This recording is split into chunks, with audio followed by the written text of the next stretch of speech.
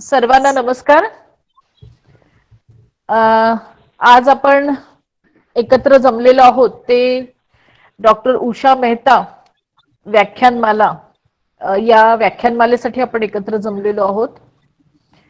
Doctor Usha Mehta यांच्या नावाने व्याख्यानमाला सुरू करावी अशी डॉक्टर अशोक चौसाळकर सर यांची इच्छा होती आणि त्याचं कारणही तसंच आहे. एकतर डॉक्टर उषा मेहता या शिवाजी विद्यापीठामध्ये जे गांधी अभ्यास केंद्र सुरू झालं त्या गांधी अभ्यास केंद्राची स्थापना करण्यामागे डॉक्टर उषा मेहता. जरा सर्वांना विनंती आहे, जरा माईक आपले प्लीज बंद करा. प्लीज माईक बंद करा.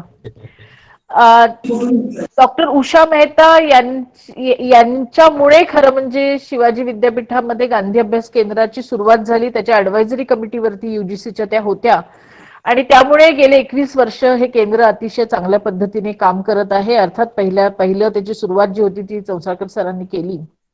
उषा मेहता या आघाडीच्या अशा स्वातंत्र्य सेनानी होत्या. मुंबई विद्यापीठामध्ये राज्यशास्त्राच्या प्राध्यापिका होत्या आणि त्यांच्या नावानी ही व्याख्यानमाला डॉक्टर अशोक चौसाळकर सरांच्या देणगीतून ती सुरू झालेली आहे. आणि आतापर्यंत 2016ला पहिलं व्याख्यान डॉक्टर उषा ठक्कर यांनी गोवलं आणि त्यानंतर जयंत दिवाण, प्राध्यापक राजूरकर हैदराबाद आणि याच महिन्यामध्ये डॉक्टर अरुण खोरे यांची व्याख्यानं झालेली आहेत. आणि आज आपण निमंत्रित केलेलं आहे ते डॉक्टर अरुण भोसले यांना. तर आजच्या कार्यक्रमामध्ये मुख्य अतिथी आपले जे आहेत, मुख्य व्याख्याते जे आहेत ते डॉक्टर अरुण भोसले आणि या कार्यक्रमाचे अध्यक्ष आहेत ते किशोर बेडकेहाळ. मी सर्व दोघांचंही मनापासून स्वागत करते आणि डॉक्टर अरुण भोसले सर यांना मी सांगू इच्छिते की ही जी व्याख्यानमाला आहे या व्याख्यानमालेमध्ये आपण हे व्याख्यान देण्याचं मान्य केलं मूलतः ते त्यासाठी मी प्रथमतःच आपली मनापासून आभार मानते. केशवराव जेठे हे एक महाराष्ट्रातलं एक अतिशय महत्वाचं व्यक्तिमत्व आहे आणि त्यांच्यावरती आपण महाराष्ट्राचे जाणकार आहात, महाराष्ट्राचे अभ्यासक आहात. तर त्यामुळे त्याच्यावरती आपण व्याख्यान देण्याचं मान्य केलं याबद्दल प्रथमतःच आपले मी ऋण व्यक्त करते. त्याचबरोबर किशोर बेडकेहाळ हे जे ख्यातनाम असे अभ्यासक आहेत, विचारवंत आहेत, ते त्यांनीही अध्यक्षस्थान भूषवलं त्याबद्दल त्यांचेही मी मनापासून आभार मानते. गांधी अभ्यास केंद्राच्या वतीने ही व्याख्यानमाला ऑनलाईन आपण करतो आहोत, पण मागच्याही लेक्चरमध्ये म्हणजे अरुण खोरेंच्या लेक्चरला सुद्धा अतिशय चांगला प्रतिसाद मिळाला आणि याही व्याख्यानाला अतिशय चांगला प्रतिसाद मिळतो आहे असं दिसतंय. जवळजवळ 60 पर्यंत संख्या गेलेली आहे आणि ती एक 5-10 मिनिटात ती 100 पर्यंत जाईल. तर मी सर्वांचंच या व्याख्यानमालेसाठी मनापासून स्वागत करते आणि मी आजचे जे व्याख्याते आहेत डॉक्टर अरुण भोसले यांचा परिचय थोडक्यामध्ये करून देण्याचा प्रयत्न करते.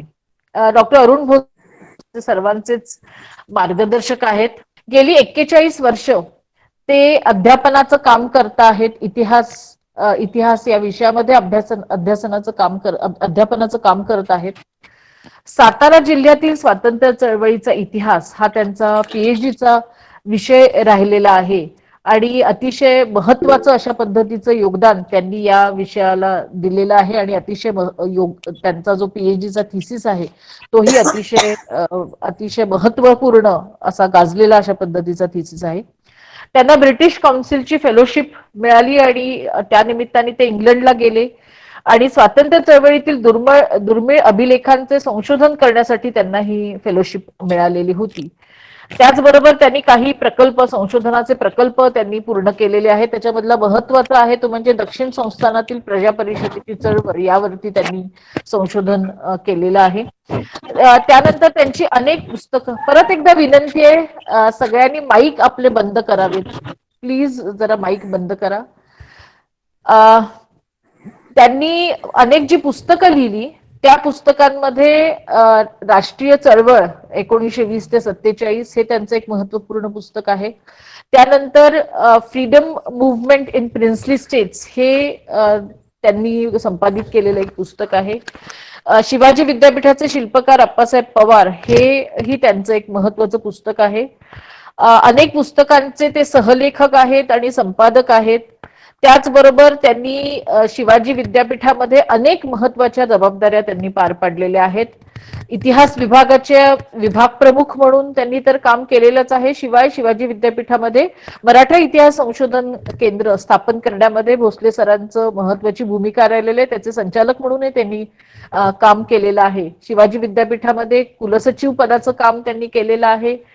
डायरेक्टर बीसीयूडी हेही काम त्यांनी केलेलं आहे. अनेक पुरस्कारांनी ते सन्मानित झालेले आहेत.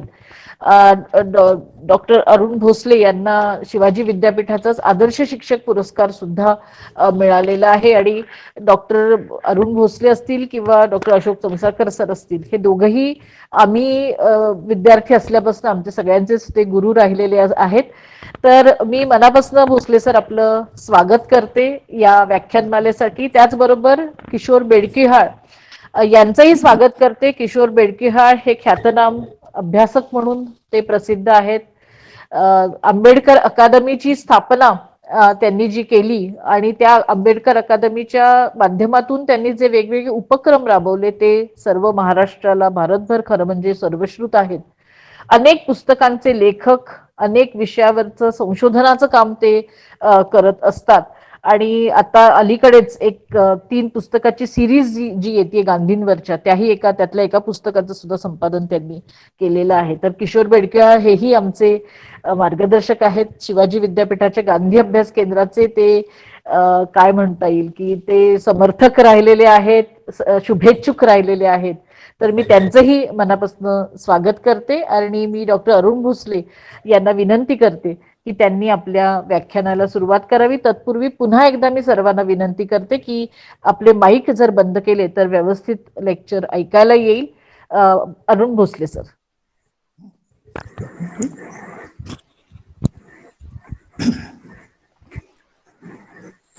डॉक्टर उषा मेहता स्मृती व्याख्यानमालेतील आजच्या व्याख्यान सत्राचे अध्यक्ष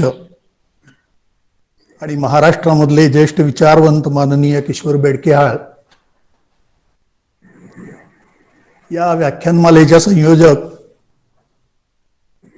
शिवाजी विद्यापीठातील गांधी अभ्यास केंद्राच्या प्रमुख प्राध्यापक डॉक्टर भारती पाटील आणि या आभासी व्याख्यानासाठी ठिकठिकाणून जोडले गेलेले पण अदृश्य असणारे पण मित्र बंधू भगिनींनो, डॉक्टर उषा मेहता स्मृती व्याख्यानमालेमध्ये व्याख्यान देण्याची संधी मला मिळाली याचा मला मनस्वी आनंद वाटतो. कारण या व्याख्यानमालेमध्ये व्याख्यान देण्याचं निमंत्रण येणं हा माझा एक प्रकारे बहुमान होतोय अशी माझी भावना आहे, मी समजतो.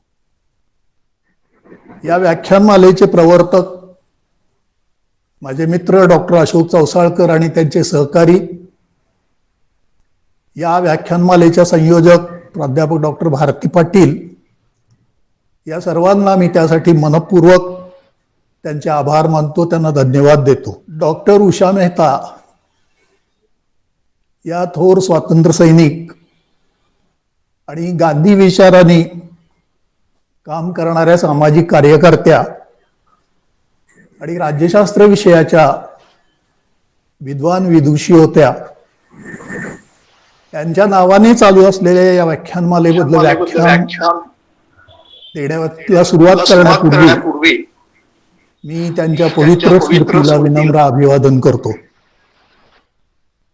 आज या व्याख्यानाच्या निमित्ताने थोर स्वातंत्र्य सेनानी, राजकीय नेते, सामाजिक कार्यकर्ते, देशभक्त केशवराव मारुतराव जेधे यांच्या कार्यकर्तृत्वाचा आलेख माझ्या व्याख्यानातून मी आपल्यापुढे मांडण्याचा प्रयत्न करणार आहे.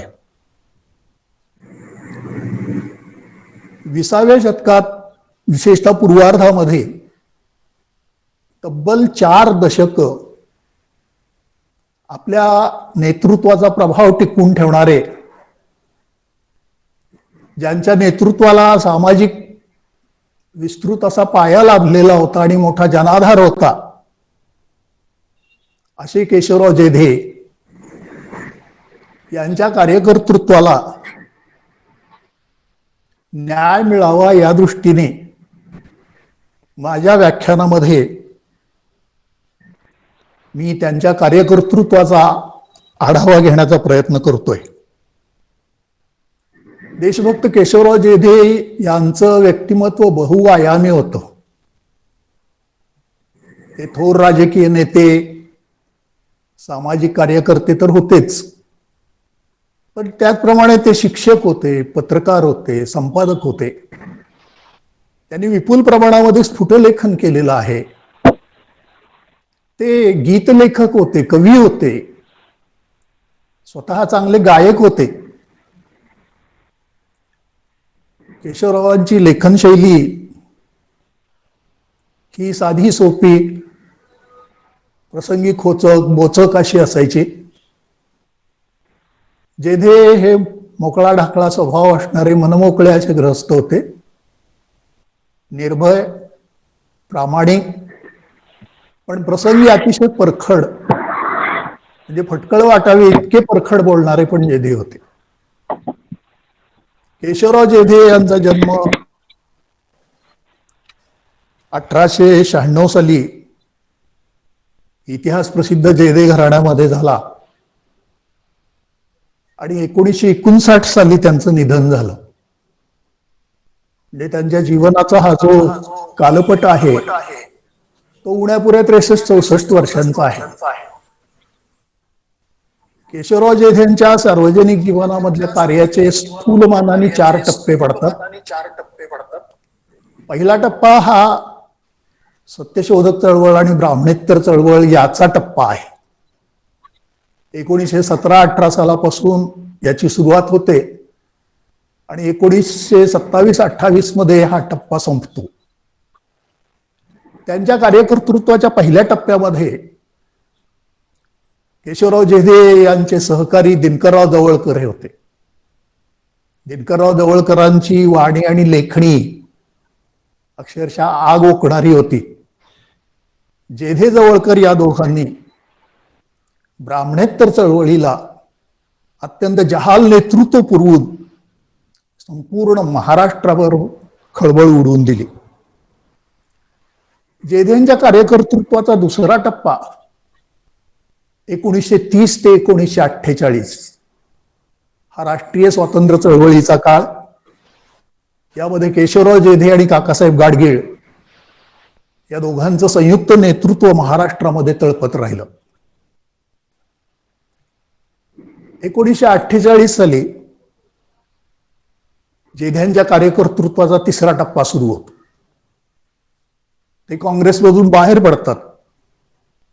केशवराव जेधे, शंकरराव मोरे, तुळशीदास जाधव हे 3 जण मिळून काँग्रेसमध्ये राहून आपल्याला शेतकरी कामकरी संघाचं काम चालवता येत नाही म्हणून ते बाहेर पडतात आणि त्यांनी शेतकरी कामगार पक्षाची स्थापना केलेली आहे. शेतकरी कामगार पक्षाची स्थापना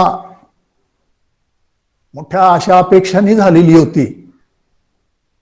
महाराष्ट्रामध्ये आपण काँग्रेस पक्षाला पर्याय देऊ असं वाटून शेतकरी कामगार पक्षाच्या संस्थापकांनी पक्ष स्थापन केला. 1948 ते 1954 हा काळ केशवराव जेधे, शंकरराव मोरे यांच्या संयुक्त नेतृत्वाचा काळ होता. 1954 साली केशवराव जेधे शेतकरी कामगार पक्षातून बाहेर पडलेत. ते काँग्रेसमध्ये म्हणजे स्वग्रही परत आले आणि 1954 ते 1959 हा त्यांच्या आयुष्यातला अखेरचा टप्पा. काँग्रेसमध्ये आले तरी पक्ष संघटनेमध्ये त्यांचं स्थान दुय्यम राहिलं, पण जनमानसामध्ये केशवराव यांचा मान काही कमी झालेला नव्हता. त्यांचं वजन होतं, त्यांच्या शब्दालाही मान होता. आणि या शेवटच्या टप्प्यामध्ये केशवराव काँग्रेस पक्षाच्या शिस्तीच्या चौकटीमध्ये राहून आपल्या सत्सद विवेक बुद्धीला जे योग्य वाटेल त्याप्रमाणे काही निर्णय घेत गेले. ते गोवा विमोचन समितीचे पहिले अध्यक्ष होते. त्याचप्रमाणे संयुक्त महाराष्ट्र समितीचे ते पहिले अध्यक्ष होते. त्यांनी 1957 सालची लोकसभेची निवडणूक काँग्रेस पक्षाचे उमेदवार म्हणून बारामती मतदारसंघातून लढवली आणि पश्चिम महाराष्ट्रामध्ये जेव्हा काँग्रेस पक्षाचं अक्षरशः पानिपत झालेलं होतं, तेव्हा केशवराव जेधे बारामती लोकसभा मतदारसंघामधून काँग्रेसचे उमेदवार म्हणून निवडून आले. असा विस्तृत हा कालपट त्यांच्या कार्यकर्तृत्वाचा आहे. पण माझ्या मताने त्यांच्या कार्यकर्तृत्वामधले पहिले 2 टप्पे जे आहेत, एक सत्यशोधक चळवळ आणि ब्राह्मणेतर चळवळीचं नेतृत्व केल्याचा काळ आणि राष्ट्रीय चळवळीमध्ये काकासाहेब गाडगिळांबरोबर त्यांनी केलेलं नेतृत्व, या 2 टप्प्यामध्ये केशवराव जेधे यांच्या नेतृत्वाची चढती कमान आपल्याला दिसून येते. आणि 48 साली ते काँग्रेस पक्षातून बाहेर पडले, शेतकरी कामगार पक्षाची त्यांनी स्थापना केली. इथपासून त्यांच्या प्रभावाला थोडी ओहोटी लागलेली आहे असं दिसतं. केशवराव जेधे हे फर्ग्युसन कॉलेजमधून इंटर पर्यंत शिक्षण घेतलेले होते. ते विद्यार्थी दशेत असतानाच त्यांच्या मनाचा ओढा महात्मा फुलेंच्या सत्यशोधक समाजाकडे होता. त्याचं तात्कालिक एक कारण असं असावं की 1911 साली पुण्यामध्ये सत्यशोधक समाजाचा पुनरुज्जीवन करणारी मोठी परिषद भरलेली होती आणि त्यानंतर दरवर्षी सत्यशोधक समाजाच्या परिषदा होऊ लागलेल्या होत्या. त्यामुळे सत्यशोधक समाजाची विचारसरणी तिला जनमानसामध्ये पुन्हा उजाळा मिळू लागलेला होता. केशवराव विद्यार्थी असल्यापासून सत्यशोधकी विचाराकडे आकर्षित झालेले होते. 1918 साली जेधे मॅन्शनचं काम पूर्ण झालेलं होतं आणि जेधे मॅन्शन ही पुरोगामी सामाजिक चळवळीचा बालेकिल्ला बनलेला होता. पुण्यामध्ये केशवराव जेधे आणि दिनकरराव जवळकर या जोडगोळींनी ब्राह्मणेतर समाजाचं नेतृत्व आपल्याकडे घेण्याचा प्रयत्न केला. खरं म्हणजे ग्रामीण भागामध्ये विखुरला गेलेला अल्पशिक्षित किंवा अशिक्षित असणारा ब्राह्मणेतर बहुजन समाज, याच्यामध्ये राजकीय आशा आकांक्षा जागृत करण्याचं अत्यंत महत्वाचं काम राजर्षी छत्रपती शाहू महाराजांनी केलं आणि शाहू महाराजांच्या प्रेरणेने 1920 साली ब्राह्मणेतर पक्षाची स्थापना झाली. भास्करराव जाधव, अण्णासाहेब लठ्ठे, माधवराव डोंगरे हे त्यामध्ये प्रमुख होते. पण केशवराव जेधे आणि दिनकरराव जवळकर या तरुण नेत्यांनी पुणे शहरामधलं सामाजिक दृष्ट्या सनातनी असणारं नेतृत्व, या नेतृत्वाच्या विरोधी लढा करायला सुरुवात केलेली होती. नेतृत्वाला आव्हान दिलेलं होतं. कोणत्याही उदयोन्मुख नेतृत्वाला आपलं स्थान स्थिर करण्यासाठी प्रस्थापित नेतृत्वाला आव्हान द्यावं लागतं. पुण्यामध्ये लोकमान्य टिळक आणि टिळक अनुयायांची पुण्याच्या सार्वजनिक जीवनामध्ये एक प्रकारची मक्तेदारी निर्माण झालेली होती. स्वतः लोकमान्य टिळक आणि त्यांच्या अनुयायी हे सामाजिक प्रश्नावरती अत्यंत सनातनी विचाराचे प्रतिगामी भूमिका घेणारे होते आणि याच सुमारास मध्यवर्ती कायदेमंडळामध्ये पटेल बिल संमिश्र विवाहाला मान्यता देणारा मांडण्यात आलं. हे बिल असं मांडण्यात आलं याची बातमी येताच पुण्यामध्ये हाहाकार उडाला. सनातनी मंडळींनी त्या बिलाला विरोध केला.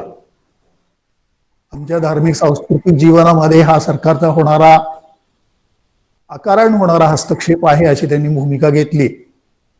याच वेळी केशवराव जेधे आणि दिनकरराव जवळकर यांनी मोठ्या धाडसाने पटेल बिलाला पाठिंबा देण्याचा निर्णय घेतला. प्रणय प्रभाव नावाचं एक नाटक लिहिलं. या नाटकाचा काही प्रयोग झालेला नव्हता, ते प्रसिद्धही झालेलं नव्हतं. तर त्याच्या अगोदरच टिळक अनुयायांनी डिस्ट्रिक्ट मॅजिस्ट्रेटकडे त्या नाटकाबद्दल तक्रार केली आणि याच्यावरती बंदी घालावी अशी मागणी केली. डिस्ट्रिक्ट मॅजिस्ट्रेटनी ती मागणी मान्य करून दिनकरराव जवळकरांच्या प्रणय प्रभाव नाटकावरती बंदी घातली. यामुळे या तरुण नेतृत्वाच्या मनामध्ये एक प्रकारची चीड निर्माण झाली. 1918 साली लोकमान्य टिळक इंग्लंडहून परत आले. टिळक कशाला गेले होते इंग्लंडला? तर ते एक आबरू नुकसानीचा दावा व्हॅलेंटाईन चिरोल विरुद्धचा लढवण्यासाठी प्रिव्ही कौन्सिल समोर आपली बाजू मांडण्यासाठी लोकमान्य टिळक आणि दादासाहेब करंदीकर हे दोघ जण इंग्लंडला गेले होते. बॅरिस्टर जॉन सायमन यांनी टिळकांची बाजू प्रिव्ही कौन्सिल पुढे मांडली, पण टिळकांचं अपील प्रिव्ही कौन्सिलनी फेटाळून लावलं. टिळकांना त्यामध्ये यश तर आलं नाहीच, पण या खटल्याच्या प्रकरणामध्ये त्यांना जवळजवळ 3 लाख रुपयाचं कर्ज झालं. लोकमान्य टिळक विलायतेला जाऊन आले, प्रिव्ही कौन्सिल पुढे आपली बाजू मांडून आले. तेव्हा त्यांच्या अनुयायांना असं वाटू लागलं की पुण्यामध्ये त्यांचा आपण भव्य नागरी सत्कार करून त्यांना मानपत्र अर्पण करावं. हा समारंभ रँगलर रपू परांजपे यांच्या अध्यक्षतेखाली करायचं ठरलेलं होतं 7 डिसेंबर 1918. पण या संबंधीची कुणकुण लागताच महर्षी विठ्ठलरामजी शिंदे,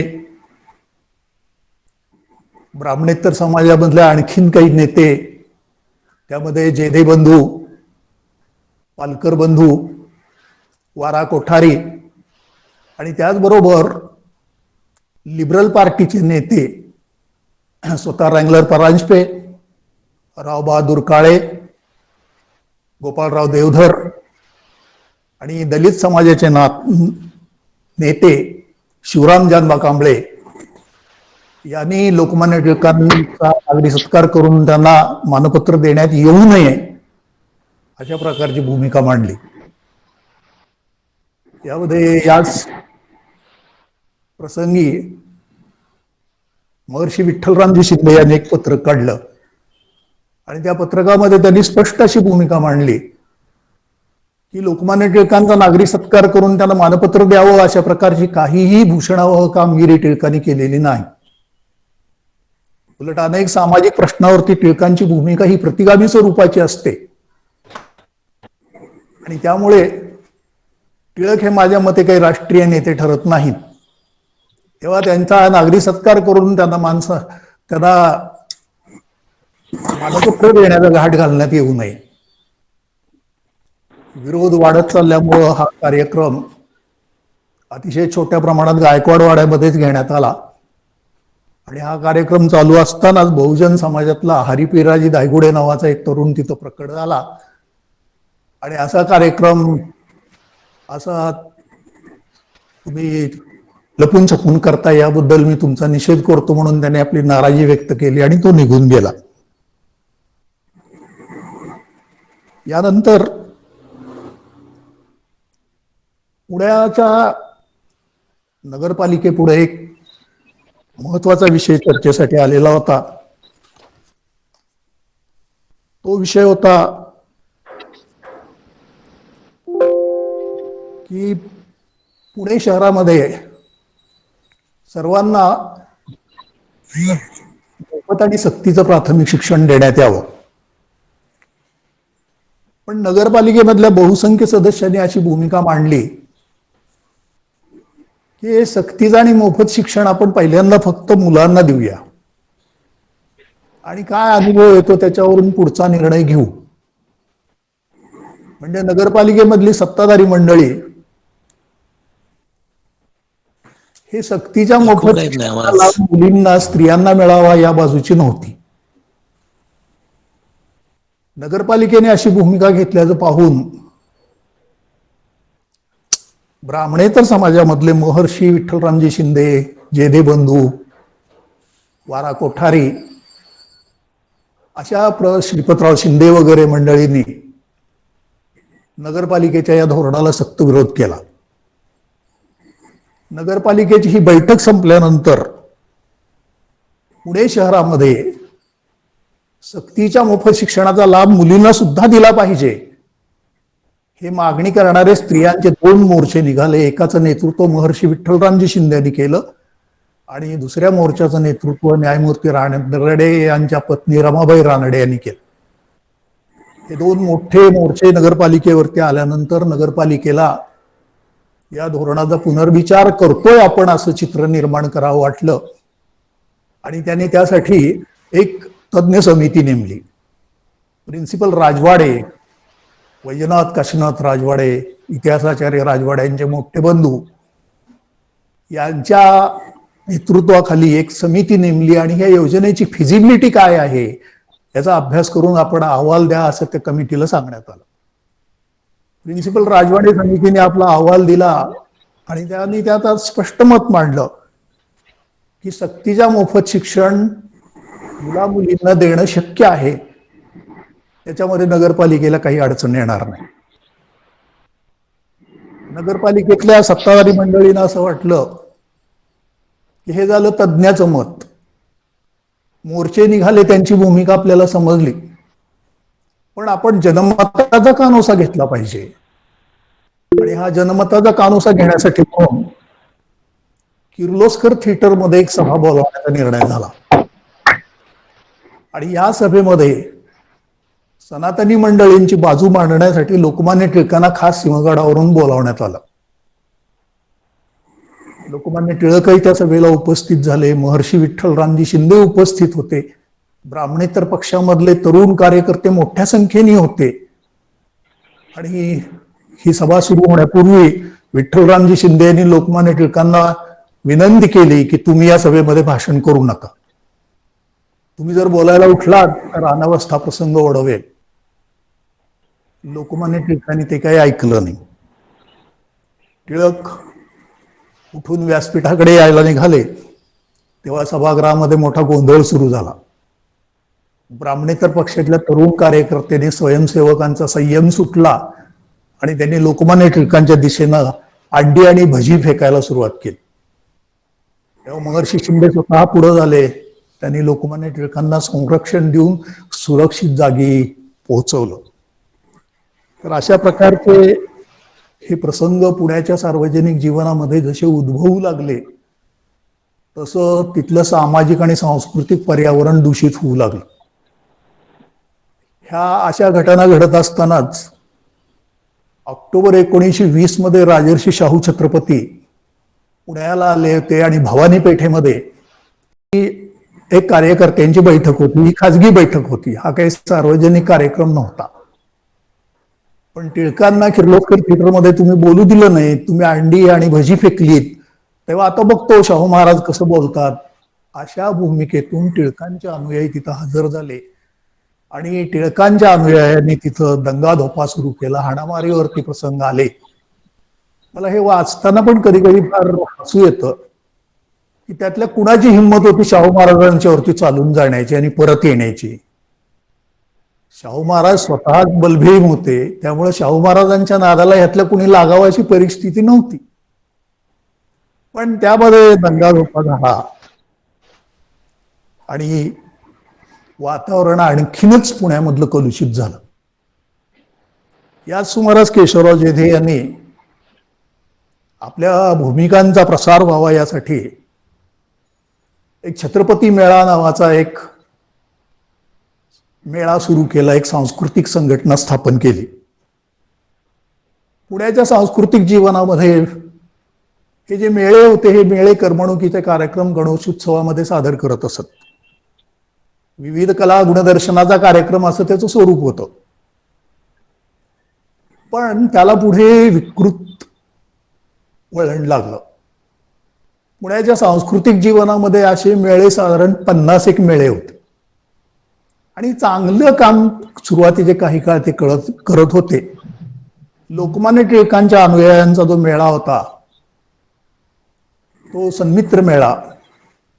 या सन्मित्र मेळ्यांनी लोकमान्य टिळकांच्या निधनानंतर फारच ताळतंत्र सोडलं आणि त्या मेळ्यामध्ये कलागुणांचं प्रदर्शन होणं यापेक्षा टिंगलटवाळी करण्याला प्राधान्य मिळू लागलं. नेमस्थानचे नेते नामदार गोखले, फिरोजशाह मेहता, सुधारकांचे अग्रणी असणारे न्यायमूर्ती रानडे, अन्य समाजसुधारक राजर्षी शाहू छत्रपती, भास्करराव जाधव वगैरे या मंडळींची निंदानालस्ती करणं, सुशिक्षित स्त्रियांची निंदानालस्ती करणं, या गोष्टी ह्या सन्मित्र मेळाव्यामधले लोक करू लागले. आणि त्याला शह देण्यासाठी म्हणून केशवराव जेधे, दिनकरराव जवळकर यांनी छत्रपती मेळ्याची स्थापना केली. या छत्रपती मेळ्याचे जे कार्यक्रम होत असत, त्या कार्यक्रमाचं एक अतिशय चांगलं वैशिष्ट्य असं होतं की त्या मेळाव्याला त्यांच्या व्यासपीठावरती दोन बाजूला दोन भगवे झेंडे असायचे. एक छत्रपती शिवाजी महाराजांचा भगवा झेंडा आणि दुसरा राजर्षी शाहू छत्रपतींचा भगवा झेंडा, आणि मध्यभागी महात्मा गांधींचा फोटो असतो. छत्रपती मेळ्यामध्ये जी गीतं सादर केली जात होती त्यातली बहुतांश गीतं ही दिनकरराव जवळकरांनी लिहिलेली होती आणि त्यांची ते पद्यसंग्रह पण प्रकाशित झाला. केशवराव जेधे हे पण कवी होते, गीतकार होते. त्यांनी आणखी चांगली चांगली गीतं लिहिलेली होती. शिवराय आमचा राणा, मराठी आमचा बाणा हे केशवरावांनीच लिहिलेलं गीत होतं. आणि यामध्ये सुद्धा सन्मित्र मेळ्याला उत्तर देण्यासाठी आला आला छत्रपती मेळा, पळा भटानो पळा, अशा प्रकारचे गीत सादर करण्यात आलं. याचं कारण सन्मित्र मेळ्यामध्ये 1923 साली आथणीला एक जो कार्यक्रम झाला, त्या कार्यक्रमामध्ये जाधवराव मंत्री झाले, नामदार भास्करराव जाधव, याची हेटाळणी करणारं एक गीत सादर झालं. भास्करया दिवाण झाला असे त्याचे शब्दप्रयोग होते. या मेळाव्यांच्यामुळं पुणे शहरामधलं वातावरण अतिशय कलुषित होत गेलं. केशवराव जेधेंनी स्वतंत्र आपली भूमिका ठरवली. तेव्हाचा जो ब्राह्मणेतर पक्ष होता, तो ब्राह्मणेतर पक्ष हा ब्रिटिश सरकारशी सहकार्य करत होता.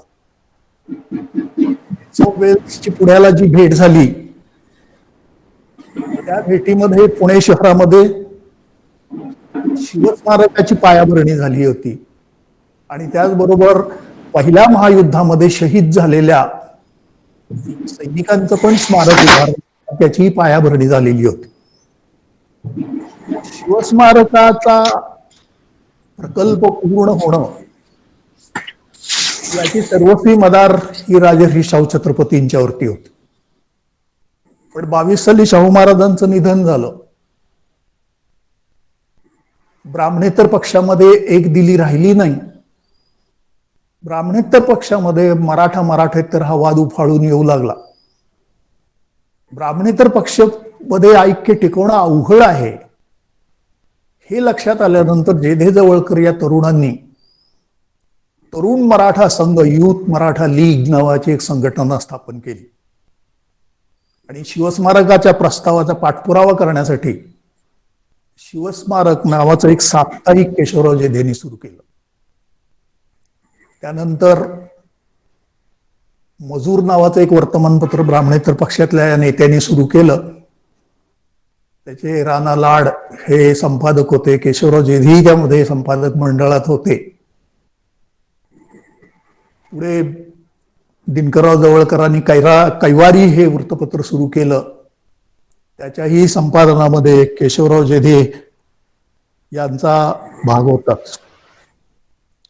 जेधे जवळकर या जोडीनी पुण्याच्या सार्वजनिक जीवनामध्ये आक्रमक पवित्रा घेतला आणि तरुण वर्गाला आकर्षित करून आपली शक्ती वाढवली.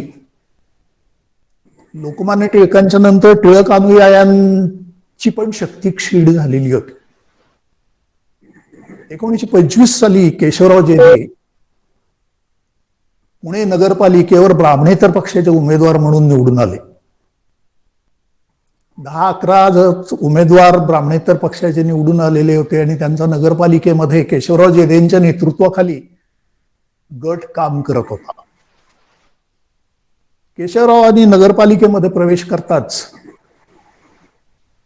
एक ठराव असा मांडला की नगरपालिकेच्या वतीने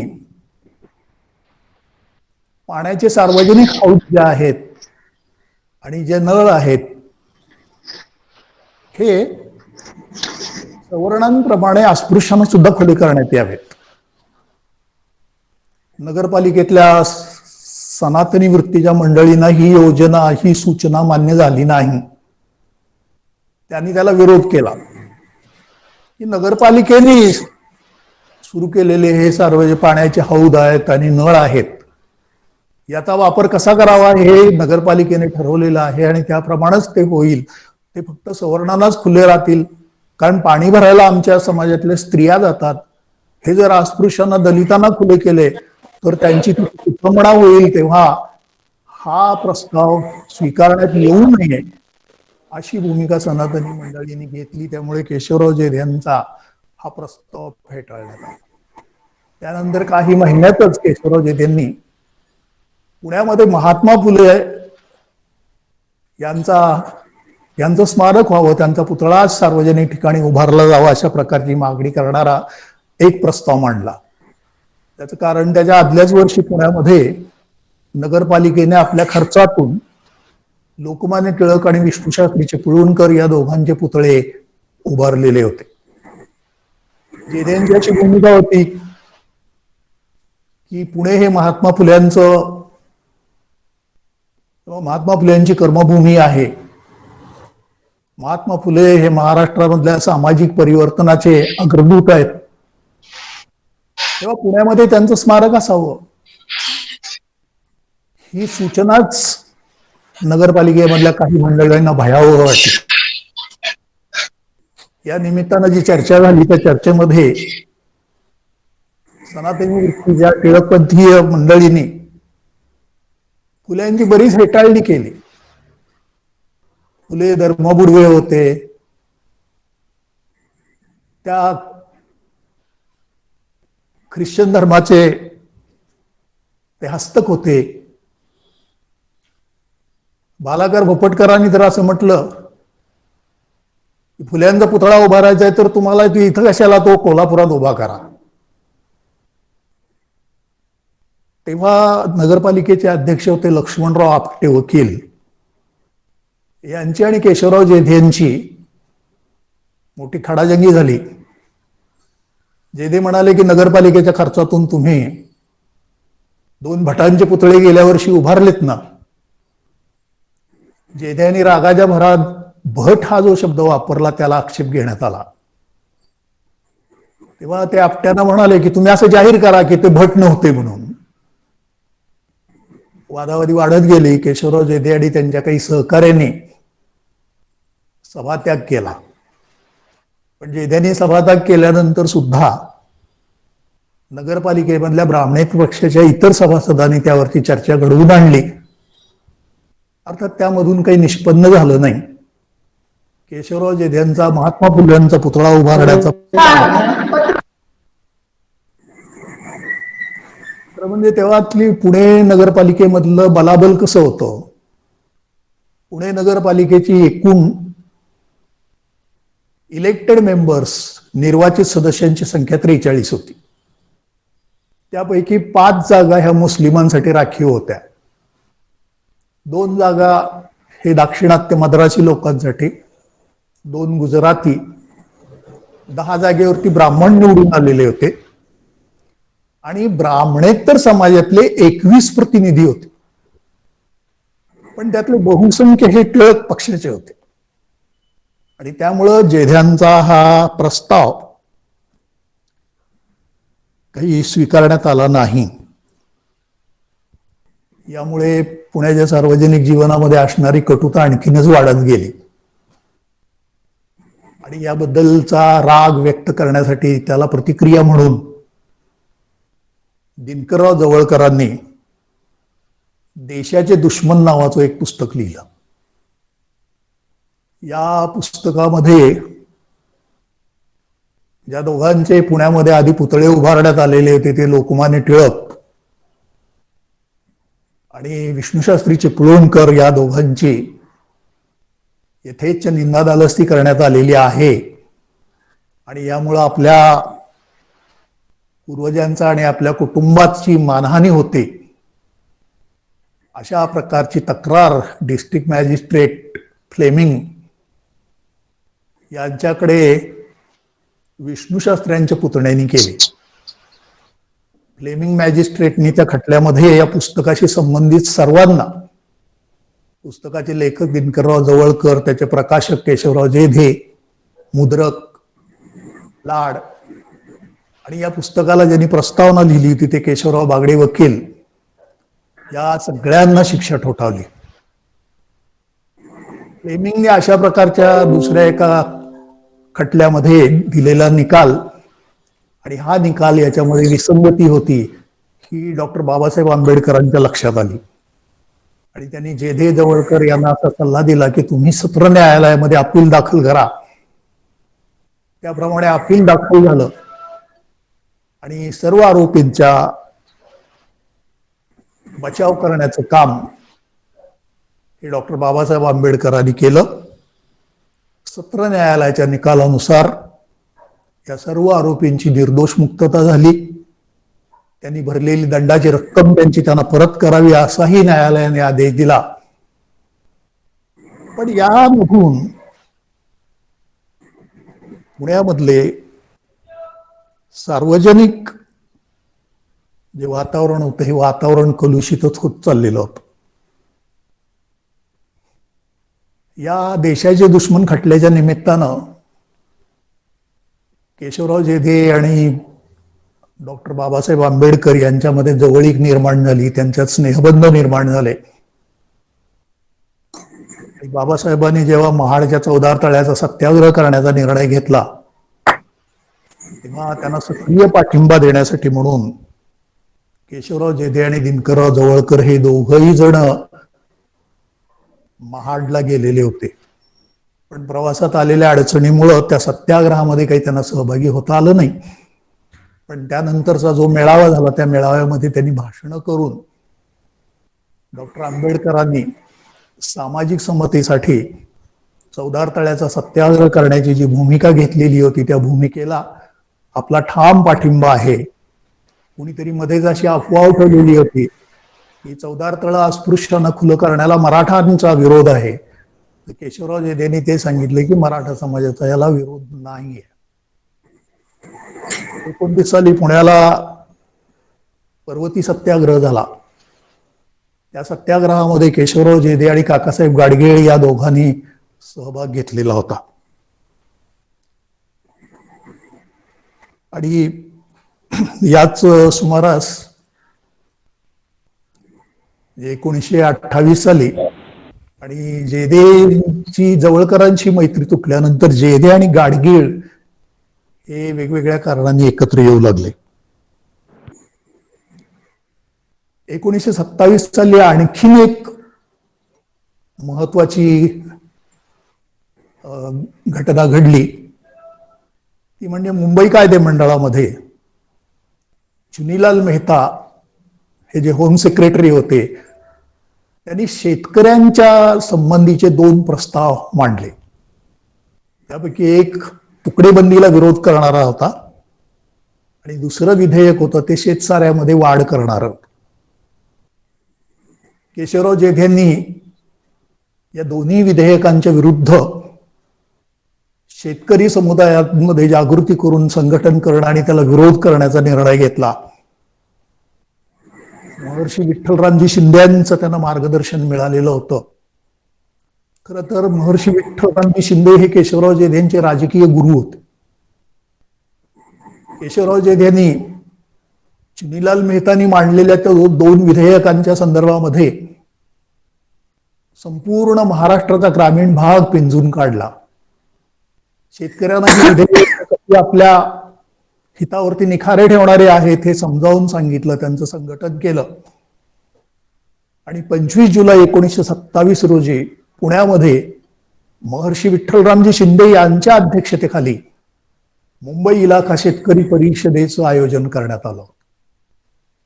विशेष आश्चर्याची गोष्ट म्हणजे महाराष्ट्राच्या ग्रामीण भागातून जवळजवळ 5000 शेतकरी या परिषदेला उपस्थित होते.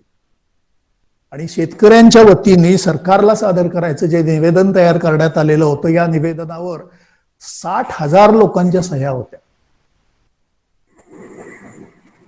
हे निवेदन परिषदेला जमलेल्या शेतकऱ्यांनी लालजी नारायण या मुंबईच्या कायदेमंडळाच्या सभापतींना सादर केलं आणि असं निवेदन प्राप्त झाल्यानंतर सरकारने या दोन विधेयकांवरची चर्चा स्थगित केली. पण केशवराव जेधे वगैरे मंडळीने अशी भूमिका घेतली की जोपर्यंत ही विधेयकं मागं घेतली जात नाहीत तोपर्यंत आम्ही आमची चळवळ बंद करणार नाही. या परिषदेनंतर आणखीन जोमाने ही चळवळ सुरू झाली. यामध्ये आणखीन शंकरराव मोऱ्यांसारखे काही तरुण कार्यकर्तेही सहभागी झाले आणि शेतकऱ्यांचा असंतोष वाढतोय असं लक्षात आल्यानंतर यामध्ये सरकारने समंजस भूमिका घेतली की जी सरकारने घ्यावी अशी अपेक्षा असते की सरकारने आपली विधेयकं मागे घेतली. 1928 सालाच्या आसपास 27-28 मध्येच ब्राह्मणेतर चळवळीपुढे एक मोठा प्रश्न निर्माण होऊ लागलेला होता. केशवराव जेधे, दिनकरराव जवळकर या दोन तरुण नेत्यांनी लढाऊ भूमिका घेतली. वेगवेगळ्या मुद्द्यावरून त्यांनी संघर्ष केला. ग्रामीण भागामधल्या विखुरलेल्या बहुजन समाजाला एकत्रित आणलं, आपली शक्ती वाढवली, त्यांची लोकप्रियता वाढली. महाराष्ट्राच्या सार्वजनिक जीवनामध्ये जेधे जवळकर ही जनतेची दैवत बनलेली होती. ब्राह्मणेतर पक्षाचे ज्येष्ठ नेते भास्करराव जाधव यांच्या ही गोष्ट लक्षात आली आणि त्यांनी जेधे जवळकरांची हातमिळवणी केली. त्यांचा उद्देश असा की ब्राह्मणेतर पक्षाची ताकद वाढवावी, ब्राह्मणेतर पक्षाचं कार्यक्षेत्र विस्तृत करावं. ते काही प्रमाणामध्ये साध्यही झालं. भास्करराव जाधव, केशवराव जेधे, जवळकर हे एकत्र आले तेव्हा एकट्या सातारा जिल्ह्यामध्ये ब्राह्मणेतर पक्षाची सभासद संख्या 15,000 झालेली होती. पण भूमिका काय घ्यायची याच्यावरून त्यांच्यात मतभेद झाले. भास्करराव जाधवांना पक्षाची शक्ती वाढवून, पक्षाचं नेतृत्व आपल्याकडे ठेवून ब्रिटिश सरकारकडून काहीतरी मिळवायचं होतं. 28 तारखेला त्यांना कृषी मंत्रीपद मिळालं. 28 साली कृषी मंत्रीपद मिळाल्यानंतर जाधवरावांनी अशी भूमिका घेतली की आपण ब्रिटिश सरकारशी सहकार्य करूया आणि ब्रिटिशांच्या मदतीनं आपण ब्राह्मणेतर चळवळ चालवूया. केशवराव जेधेंना ही गोष्ट काही मान्य होण्यासारखी नव्हती. ही जवळकरांना मान्य झाली, त्यामुळे त्या दोघांमध्ये पाठापोट झाली. 1924 साली महात्मा गांधी जेधे मॅन्शन मध्ये आलेले होते आणि तेव्हा ब्राह्मणेतर चळवळीच्या ह्या दोन तरुण नेत्यांच्या कामाची त्यांनी प्रशंसा केली. महात्मा गांधींनी तेव्हा जेव्हा त्यांना उपदेश केला, मार्गदर्शन केलं, ते असं होतं की तुम्ही तुमचा पक्ष आणि तुमची चळवळ चालवण्यासाठी ब्रिटिश सरकारचं सहकार्य मिळवण्याच्या नादाला लागू नका. ब्रिटिश सरकारबरोबर तुम्ही सहकार्य केलं की तुमची चळवळ क्षीण होत जाईल. तुमचा जो जनाधार आता तयार झालेला आहे हा जनाधार सुद्धा कमी होत जाईल. 1927 साली मुंबई मद्रास इलाख्यामध्ये तिथला तो ब्राह्मणेतर पक्ष, जस्टिस पार्टी यांचा कार्यकर्त्यांचा एक मेळावा झाला आणि त्यामध्ये बऱ्याच कार्यकर्त्यांनी असं मत मांडलं की महात्मा गांधींच्या नेतृत्वाखालच्या काँग्रेसचा पण सभासदत्व स्वीकारावं. तेव्हा मद्रास प्रांतामधल्या ब्राह्मणेतर पक्षाच्या परिषदेमध्ये बाबा ज्या सदस्यांना काँग्रेसचा सभासद व्हावं वाटतं त्यांना तसं करण्याची मुभा असावी, अशा प्रकारचा निर्णय झालेला होता. तेव्हा महाराष्ट्रामध्ये या प्रश्नावरती काहीतरी आपण निर्णय घेतला पाहिजे म्हणून ब्राह्मणेतर पक्षाची एक परिषद बोलावण्यात आली. पण या परिषदेमध्ये ब्राह्मणेतर पक्षात नामदार भास्करराव जाधव यांच्या गटाचं संख्याबळ अधिक होतं, त्यांचं बहुमत होतं. त्यामुळे ब्राह्मणेतर पक्षाच्या सभासदांना काँग्रेसचं सदस्यत्व स्वीकारण्याची मुभा देण्यात येऊ नये अशा प्रकारचा निर्णय झाला. अलीकडेच मुक्त संवाद या नियतकालिकामध्ये डॉक्टर अशोक चौसाळकरांनी लिहिलेला एक लेख माझ्या वाचनामध्ये आला की भारतीय राष्ट्रवादाचे प्रांतिक आविष्कार 1920 सालानंतर देशाच्या वेगवेगळ्या भागामध्ये सामाजिक विषमता आणि सांस्कृतिक अहंकार, जातीयवाद वगैरे याला आव्हान देणारे आविष्कार काही वेगवेगळ्या प्रांतामध्ये झाले.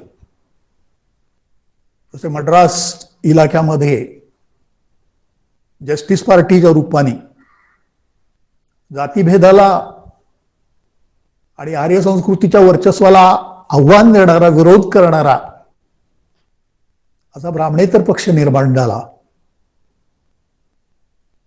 तसा पंजाबमध्ये धर्माचा आधार घेऊन खालसा चळवळ निर्माण झाली. पण पंजाब आणि मद्रासमध्ये राष्ट्रीय जागृतीचे हे जे आविष्कार झाले, या आविष्कारामुळं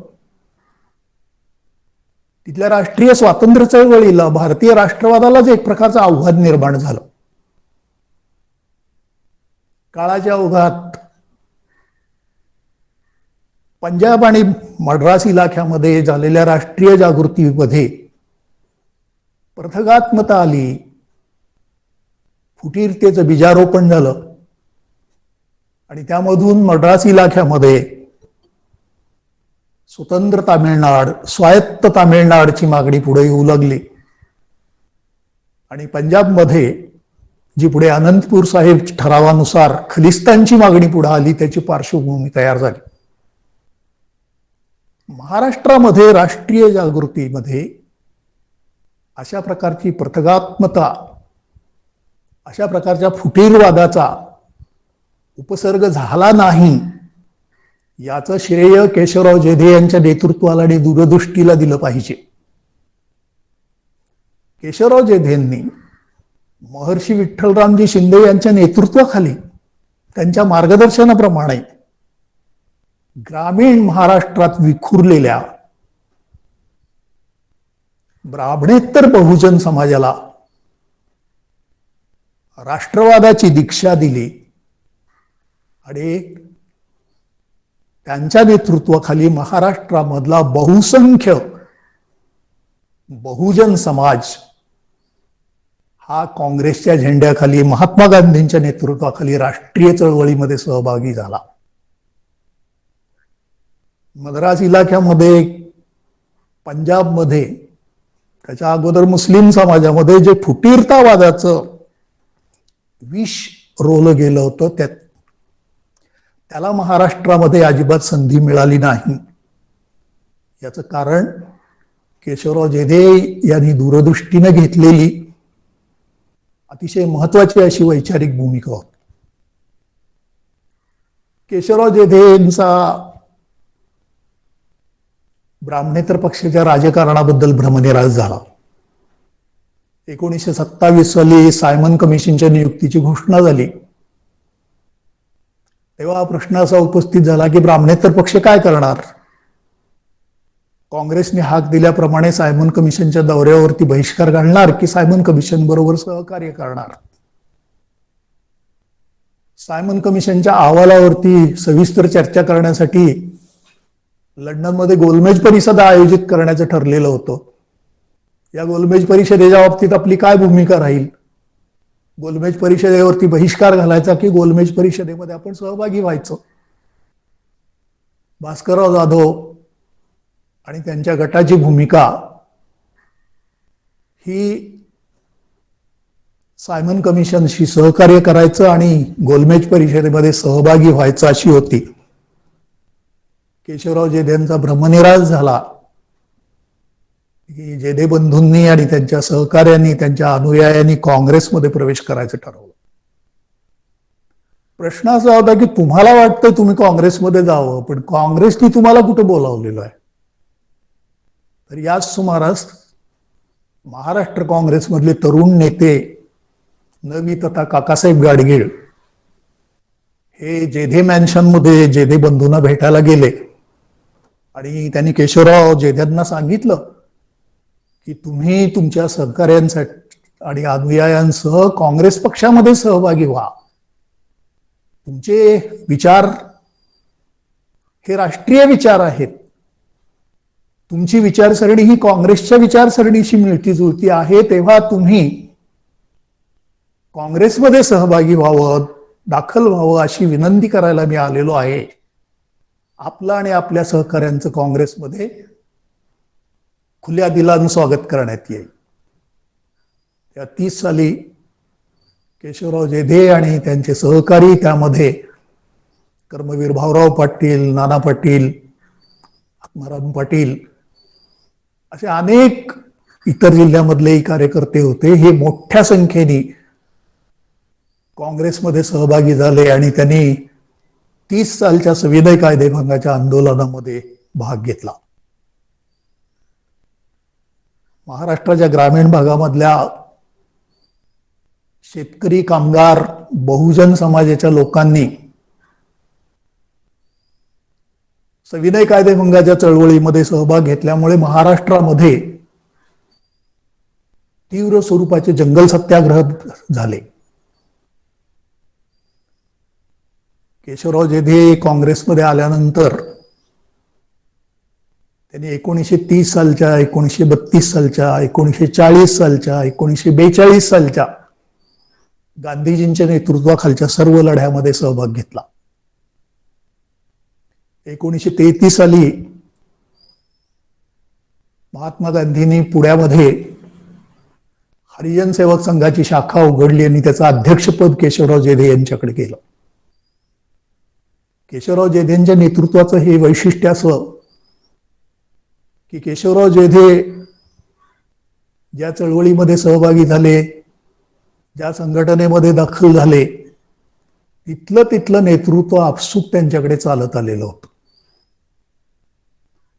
केशवराव जेधेंचा राजकीय कारकिर्दीचा 1934 सालापासून 1938 सालापर्यंत फार मोठ्या प्रमाणात उत्कर्ष झालेला होता असं दिसतं.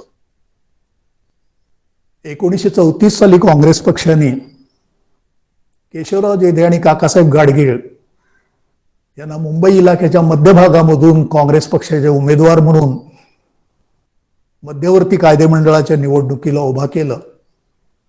ते दोघेही प्रचंड बहुमताने निवडून आले. 1936 साली काँग्रेस पक्षाचं ग्रामीण भागामधलं पहिलं अधिवेशन हे जळगाव जिल्ह्यातील या ठिकाणी घेण्याचं ठरलेलं होतं. हे अधिवेशन यशस्वी करणं हे महाराष्ट्रामधल्या काँग्रेस पक्षाचं आव्हान होतं. यासाठी जनजागृती करणं, लोकांची समुदाय या अधिवेशनाला कसा अधिकृत असतील ही जबाबदारी शंकरराव देवानी केशवराव जेधे आणि काकासाहेब गाडगिळे यांच्यावरती सोपवली. महाराष्ट्र सगळा पिंजून काढला, जाहीर सभा घेतल्या, बैठका घेतल्या, कार्यकर्त्यांना महात्मा गांधींचं नेतृत्व, त्यांची राष्ट्रीय विचारसरणी, त्यांचं लढ्याचं तंत्र याही गोष्टी समजावून सांगितल्या. आणि ब्राह्मणेतर पक्षामध्ये असताना आपण जी भूमिका मांडत होतो की बहुजन समाजाचं शोषण करणारे कोण, तर शेटजी आणि भटजी, तर केशवराव म्हणाले आता माझं त्यामध्ये आणखीन थोडं परिवर्तन झालेलं आहे की ग्रामीण, अडाणी, अशिक्षित बहुजन समाजाचं शोषण करणारे शेटजी भटजी यांच्यापेक्षा मोठे शोषण करते हे ब्रिटिश राज्यकर्ते आहेत. आणि यांच्या विरुद्ध लढा द्यायचा तर आपण काँग्रेसच्या झेंड्याखाली आपली शक्ती एकवटली पाहिजे. 36 सालच्या फैजपूर काँग्रेसचे अध्यक्ष पंडित जवाहरलाल नेहरू या अधिवेशनाला जवळजवळ 1 लाख लोकांची उपस्थिती होती. त्यानंतर 1937 साली प्रांतिक कायदे मंडळाच्या निवडणुका झाल्या. पुन्हा काँग्रेस पक्षाने आपल्या उमेदवारांच्या प्रचाराची जबाबदारी केशवराव जेधे आणि काकासाहेब गाडगिळे या दोघांच्यावरती सोपवली. काकासाहेब गाडगिळांनी पथिक या आपल्या आत्मवृत्तामध्ये लिहिलेलं आहे की या प्रचाराच्या निमित्ताने आम्ही गावोगाव फिरलो, दारोदार लोकांच्याकडे गेलो, इतकंच नाही तर पानपट्टीचे ठेले आणि नाव्याचे दुकानं इथं जाऊन सुद्धा काँग्रेस उमेदवारांचे प्रचार केले. मुंबई कायदे मंडळामध्ये तेव्हा सदस्य संख्या 175 होती. त्यापैकी 110 जागा काँग्रेस पक्षाने लढवल्या आणि त्यामधल्या 88 जागा काँग्रेसने जिंकल्या. 1938 साल उजाडलं. स्थानिक स्वराज्य संस्थांच्या निवडणुका जाहीर झाल्या. तेव्हा महाराष्ट्रामध्ये 11 डिस्ट्रिक्ट लोकल बोर्ड्स होती. याही प्रचारांची मदार काँग्रेस पक्षाची केशवराव जेधे आणि काकासाहेब गाडगीळ यांच्यावरतीच होती. 11 पैकी 10 डिस्ट्रिक्ट लोकल बोर्ड काँग्रेस पक्षाचं बहुमत होऊन काँग्रेसच्या ताब्यात आले. 38 साली मे महिन्यात पुण्याच्या शनिवार वाड्यासमोर एक मोठा जाहीर कार्यक्रम झाला. या कार्यक्रमाचं प्रयोजन असं होतं की स्वातंत्र्य युद्धामध्ये स्वातंत्र्य संग्रामामध्ये ज्यांनी आपल्या प्राणांची आहुती दिली, ज्यांनी अनेक हालापेष्टा सोसल्या, अशा सर्व स्वातंत्र्यवीरांना अभिवादन करण्यासाठी हा जाहीर कार्यक्रम, जाहीर सभा आयोजित करण्यात आलेली होती. आणि त्यामध्ये महाराष्ट्रातले 3 प्रख्यात तात्या होते. मी जेव्हा सुरुवातीला हा भाग वाचला होता, विद्यार्थी होतो तेव्हा माझ्या मनामध्ये जे 3 तात्या आले त्यामध्ये केशवराव जेधे काही आले नव्हते. पण यावेळी उपस्थित असणाऱ्या 3 तात्यामध्ये स्वातंत्र्यवीर विनायक दामोदर सावरकर, सेनापती पांडुरंग महादेव बापट आणि केशवराव मारुतराव उर्फ तात्यासाहेब जेधे हे 3 तात्या होते. या सभेमध्ये 3ही तात्यांनी भाषणं केली, पण भाषण विशेष गाजलं ते सेनापती बापटांचं गाजलं. सेनापती बापट दीर्घकाळचा कारावास बघून नुकतेच बाहेर आलेले होते. आणि ते म्हणाले, मी कारावासातून बाहेर आल्यानंतर महाराष्ट्राच्या राजकीय जीवनाचं जेव्हा निरीक्षण केलं तेव्हा माझ्या असं लक्षात आलं की ग्रामीण महाराष्ट्र हा काँग्रेसमय झाला आहे. हे जे स्थित्यंतर झालेलं आहे याचं श्रेय हे केशवराव जेधेंच्या नेतृत्वाला दिलं पाहिजे. आणि काँग्रेस पक्षाच्या धुरीणांनी आता विनाविलंब महाराष्ट्र प्रांतिक काँग्रेसचं अध्यक्षपद हे सन्मानानं केशवराव जेधेंकडे सोपवावं. यावेळपर्यंत शंकरराव देव होते प्रांतिक काँग्रेसचे अध्यक्ष. त्यांनी केशवराव जेधे यांचं नाव सुचवलं आणि केशवराव जेधे एकमताने महाराष्ट्र प्रांतिक काँग्रेसचे अध्यक्ष झाले. प्रांतिक काँग्रेसचं नेतृत्व केशवराव जेधे यांच्याकडे आल्यामुळे पुणे जिल्ह्यामध्ये शंकरराव मोरे यांच्या नेतृत्वाखाली काम करणारा जो ब्राह्मणेतर पक्षाचा एक गट होता तो काँग्रेसमध्ये सहभागी झाला. महाराष्ट्रामध्ये काँग्रेस पक्षाच्या सदस्यांची संख्या 4पटीने वाढली. मध्य भारत आणि वऱ्हाडमध्ये जो ब्राह्मणेतर पक्ष होता, या ब्राह्मणेतर पक्षाचे नेते आनंद स्वामी, पंढरीनाथ सीताराम पाटील आणि डॉक्टर पंजाबराव देशमुख यांनी आपल्या ब्राह्मणेतर पक्षाने काँग्रेसमध्ये विलीन व्हावं याचा निर्णय करण्यासाठी नागपूरला एक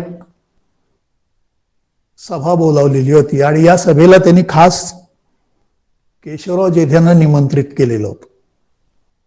तेव्हा केशवराव जेधेंनी त्या मंडळींना मार्गदर्शन केलं. आणि काँग्रेस ही आता बहुजनांची झालेली आहे.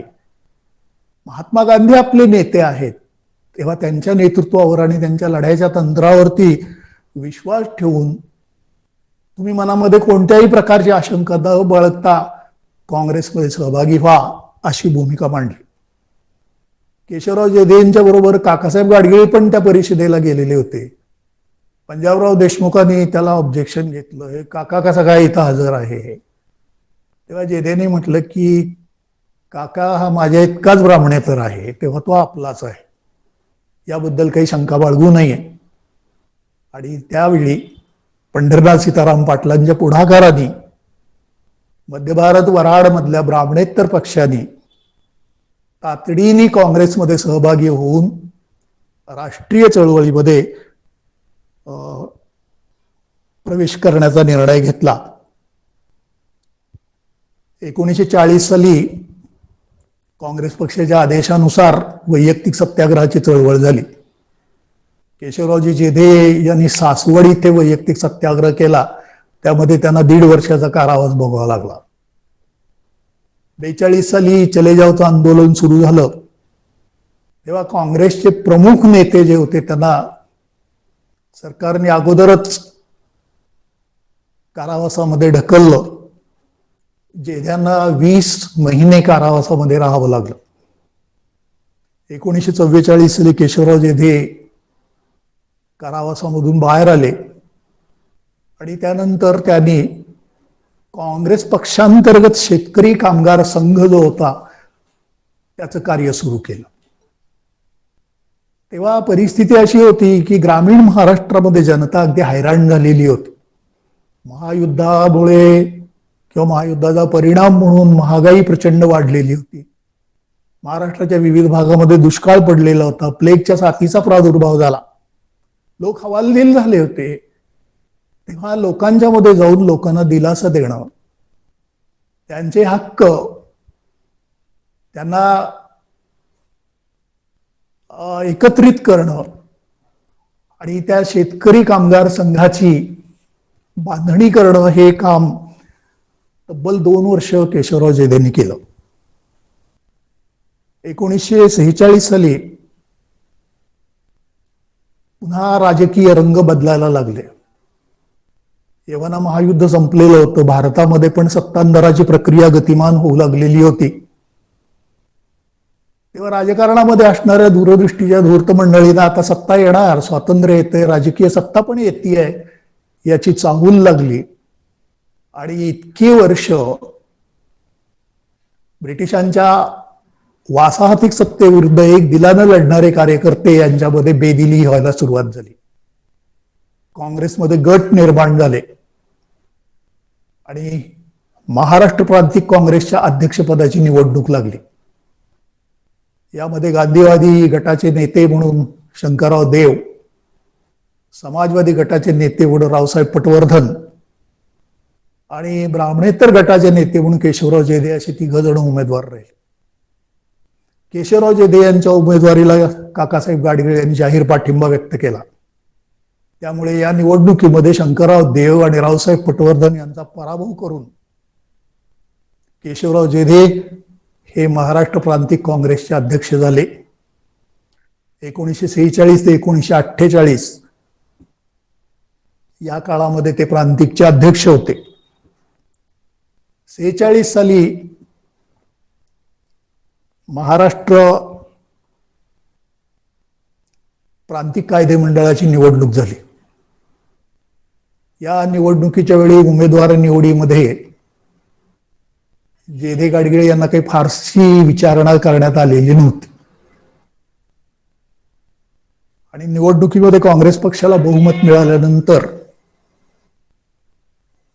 जेव्हा नेता निवडीचा प्रश्न निर्माण झाला तेव्हा शंकरराव देव आणि वल्लभभाई पटेल यांनी सल्लामसलत करून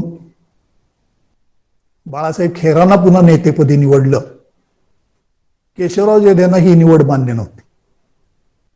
त्यांचं असं मत होतं की बाळासाहेब खेर हे प्रामाणिक आहेत, चारित्र्यवान ग्रस्त आहेत, पण ते कार्यक्षम नाही आहेत. ते मोरारजीभाई देसाईंच्या कलाने वागतात आणि मोरारजीभाईच्या दृष्टिकोनातूनच सर्व गोष्टीकडे पाहतात. याची प्रचिती थोड्या दिवसात आली. सातारच्या प्रतिसरकार चळवळीमधले क्रांतिसिंह नाना पाटील आणि त्यांच्या अनुयायी जेव्हा प्रकट झाले तेव्हा हे कोणी दरोडेखोरच होते, यांचा काँग्रेसशी काही संबंधच नव्हता, अशी भूमिका सुरुवातीला घेतली जाते का काय अशी आशंका निर्माण झालेली होती. त्याचप्रमाणे कोल्हापूर संस्थान प्रजा परिषदेच्या कामकाजाबद्दल, तिथल्या नेतृत्वाबद्दल सुद्धा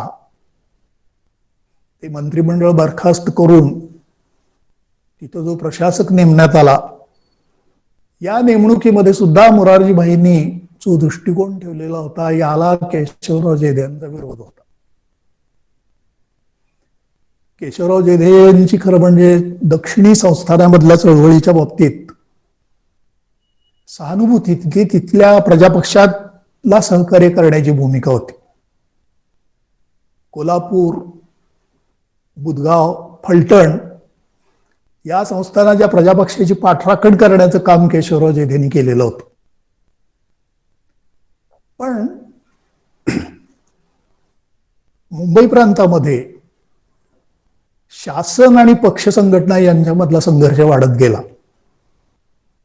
त्यात अखिल भारतीय काँग्रेस पक्षाने आपल्या घटनेमध्ये बदल केला आणि काँग्रेस अंतर्गत ज्या इतर संघटना आहेत की ज्यांची स्वतंत्र घटना आहे त्यांना इथून पुढे काँग्रेसमध्ये राहून काम करता येणार नाही, त्यांनी पक्ष सोडून निघून जावं, अशा प्रकारचं धोरण काँग्रेस पक्षाने अखिल भारतीय पातळीवरती स्वीकारलं. आणि त्यामुळे पहिल्यांदा काँग्रेस समाजवादी पक्षाचा कार्यकर्त्यांचा गट काँग्रेसमधून बाहेर पडला आणि त्याच्या पाठोपाठ केशवराव जेधे, शंकरराव मोरे,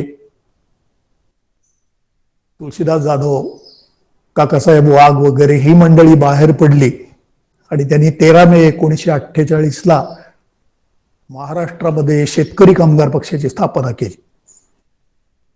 या पक्षाचं नाव भारतीय शेतकरी कामगार पक्ष असं होतं.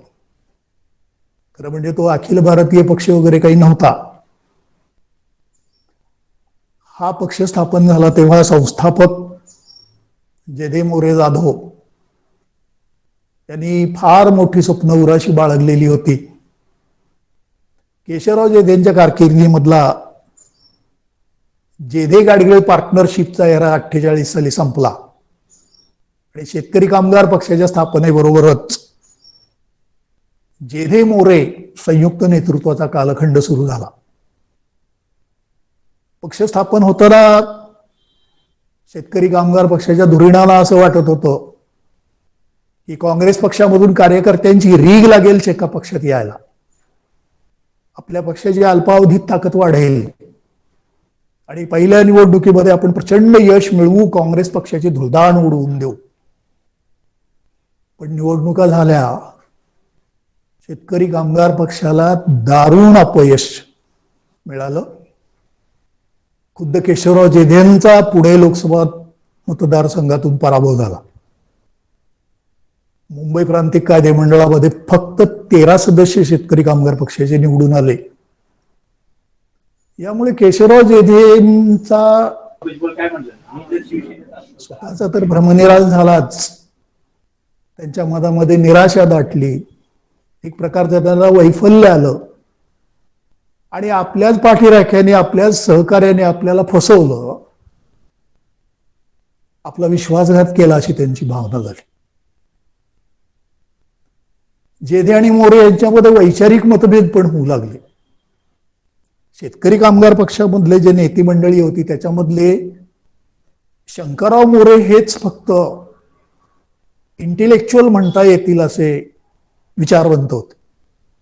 मार्क्सवादाचा त्यांचाच गाढा अभ्यास होता आणि त्यांची अशी भूमिका होती की देशाच्या वेगवेगळ्या भागामध्ये डाव्या विचारसरणीचा पुरस्कार करणारे जे पक्ष आहेत या सर्व पक्षांची युती करून आपण अखिल भारतीय पातळीवरती काँग्रेस पक्षाला पर्याय निर्माण करावा.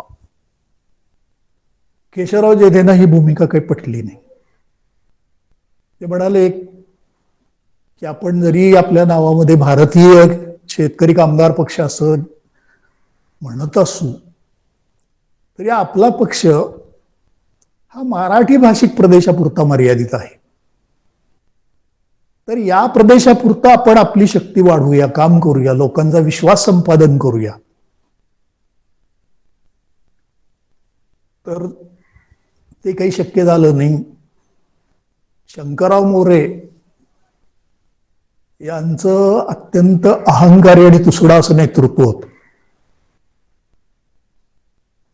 त्यांना आपल्या विद्वत्तेचा गर्व होता.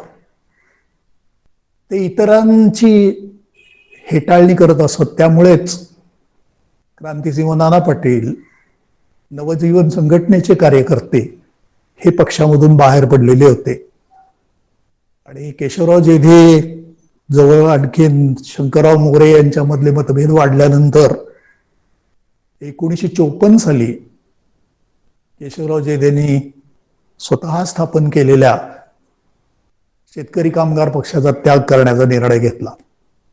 त्याच्या अगोदर एक आशादायक घटना घडलेली होती, ती अशी की अखिल भारतीय काँग्रेस पक्षाचं आवडी या ठिकाणी जे अधिवेशन झालं, या अधिवेशनामध्ये काँग्रेस पक्षाने समाजवादी समाज रचनेचं ध्येय निश्चित केल्याची घोषणा केली. मग आपल्याला काय पाहिजे? समाजवादी समाज रचनाच आपल्यालाही पाहिजे आहे, आणि ती जर काँग्रेसच्या माध्यमातून होणार असेल तर आपण काँग्रेसमध्ये परत गेलेलं बरं, असं केशवराव जेधेंना वाटलं. आणि 1954 ते 59 ही त्यांच्या आयुष्यातली अखेरची 5 वर्ष ही त्यांनी काँग्रेस पक्षाच्या कामामध्ये व्यतीत केली. कोणी म्हणतात की या काळामध्ये केशवरावांचा प्रभाव फक्त पुण्यापुरता मर्यादित होता, हे म्हणणं बरोबर नाही. केशवरावांना जरी काँग्रेस संघटनेमध्ये दुय्यम स्थान मिळालं असलं तरी महाराष्ट्राच्या जनमानसामध्ये केशवरावांची प्रतिमा तेजस्वी होती. सार्वजनिक जीवनामध्ये केशवराव जेधेंचा आब होता, आणि केशवराव जेधे हे सदसद विवेक बुद्धीनं वागणारे नेते आहेत याची जनतेला खात्री होती. म्हणून तर त्यांनी गोवा विमोचन समितीचं अध्यक्षपद स्वीकारलं होतं, संयुक्त महाराष्ट्र समितीचंही अध्यक्षपद स्वीकारलं. आणि 57 साली जेव्हा सार्वत्रिक निवडणुका लागल्या तेव्हा काँग्रेस पक्षाचे उमेदवार म्हणूनच त्यांनी बारामती लोकसभा मतदारसंघामधून निवडणूक लढवली. 1959 सालच्या जुलै ऑगस्ट महिन्यापर्यंत महाराष्ट्रातल्या मराठी जनतेच्या निर्मितीचा तो जवळजवळ निकालात निघेल अशी चिन्ह दिसत होती. आणि मुंबई द्वैभाषिकाचं विघटन होऊन मराठी भाषिक मुलखाचा मुंबई राजधानी असणारा महाराष्ट्र निर्माण होईल, गुजराती भाषिक प्रदेशाचा गुजरात निर्माण होईल, हे स्पष्ट झालेलं होतं. त्यामुळे त्यांना संयुक्त महाराष्ट्राच्या निर्मितीचं आपलं एक स्वप्न साकार होतंय याबद्दलचं एक समाधान होतं. केशवराव जेधेंच्या मनामध्ये पंडित जवाहरलाल नेहरू यांच्या नेतृत्वाबद्दल नितांत आदराची भावना होती. 10 नोव्हेंबर 1959 रोजी पुण्यामध्ये हिंदू महासभेच्या लोकांनी शिवदिग्विजय त्रिशतसंवत्सर महोत्सव आयोजित केला. त्यानिमित्त शनिवार वाड्यासमोर एक जाहीर सभा ठेवली. या सभेमध्ये आचार्य प्र के अत्रे, जयंतराव टिळक आणि वासुदेव बळवंत गोगटे हे 3 जण वक्ते होते. आणि या सभेचं अध्यक्षपद केशवराव जेधे यांच्याकडे देण्यात आलेलं होतं.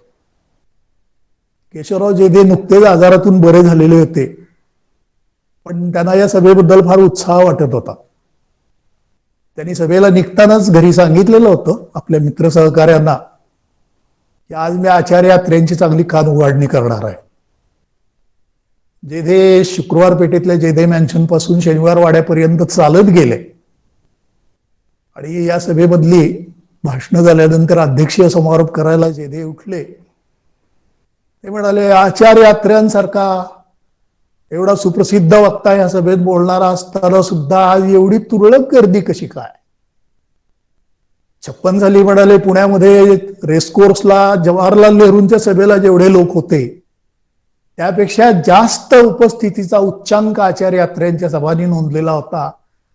त्या आचार्य अत्र्यांच्या सभेला आज एवढी तुरळक गर्दी, याचा अर्थ असा की लोक अडाणी नाहीत, लोकांनाही समजतं. आणि मग त्यांनी सांगितलं की आपण उराशी बाळगलेलं संयुक्त महाराष्ट्राचं स्वप्न पूर्ण होईल. समजा संयुक्त महाराष्ट्राचं आज निर्माण होईल किंवा निर्मितीसाठी थोडं थांबावं लागेल तर ते आपण थांबू. आज भारताच्या उत्तर सीमेवरती चीनकडून जे आक्रमक कारवाया सुरू झालेल्या आहेत त्यामुळे देशाच्या स्वातंत्र्याला आणि प्रादेशिक एकात्मतेला धोका निर्माण झालेला आहे. आणि यासंबंधी कम्युनिस्ट पक्षाची मंडळी हे चीनी आक्रमण किंवा सीमातंटा हे फक्त नकाशावरची एक लुटुपुटूची लढाई आहे अशा प्रकारचं समर्थन करतात. आणि आचार्य आत्रे हे कम्युनिस्ट पक्षाच्या भूमिकेला पूरक असं लिहितात आणि बोलतात. हे योग्य नाही.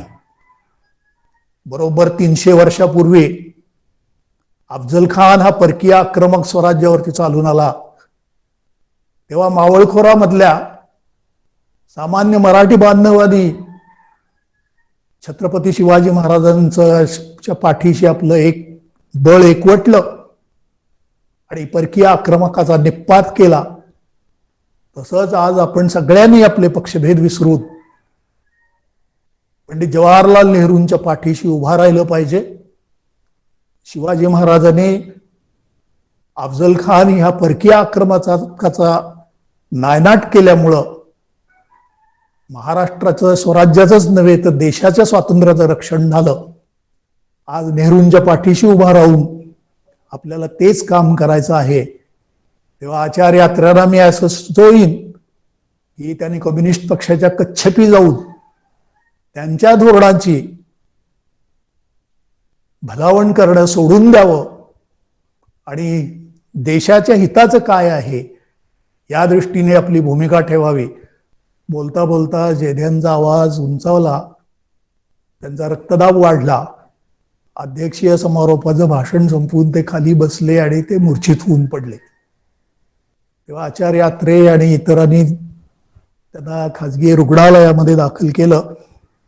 एखादा दिवस कसे तरी उपचार त्यांच्यावरती चालू होते, पण उपचाराला काही फारसा प्रतिसाद मिळाला नाही. 12 नोव्हेंबर 1959 रोजी केशवराव जेधे यांचं दुःखद निधन झालं. 20व्या शतकातील महाराष्ट्राच्या राजकीय जीवनामधलं एक अत्यंत तेजस्वी असं पर्व संपुष्टात आलं. केशवराव जेधे यांच्या कार्यकर्तृत्वाची यथायोग्य दखल घेतल्याशिवाय 20व्या शतकातील महाराष्ट्राचा इतिहास हा कदापि परिपूर्ण होऊ शकणार नाही अशी माझी धारणा आहे. आपण सर्वांनी केशवराव जेधे यांच्या कार्यकर्तृत्वाबद्दलचं माझं विवेचन ऐकून घेतलं, याबद्दल मी आपला अत्यंत आभारी आहे. इथे मी थांबतो. धन्यवाद.